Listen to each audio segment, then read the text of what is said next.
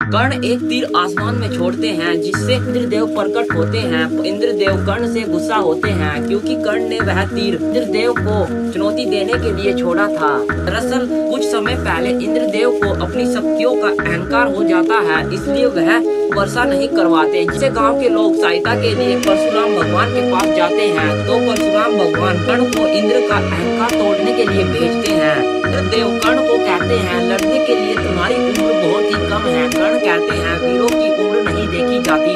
तो इंद्रदेव कर्ण से कर्ण की जाति पूछते हैं, तो कर्ण जवाब देते हुए कहते हैं, ज्ञानियों की आयु नहीं देखी जाती और न ही वीरों का कुल पूछा जाता।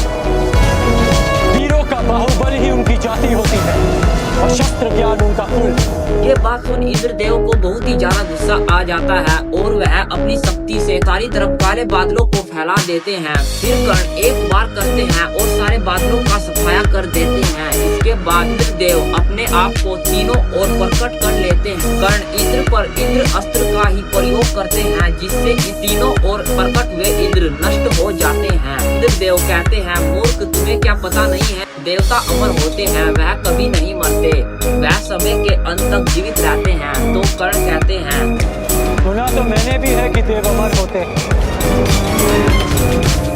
तो सोचा क्यों ना आज इस कहानी की परीक्षा करो। आप अमर हैं इंद्र, मर नहीं सकते, लेकिन अमर होने के भी अपने दुख होते हैं।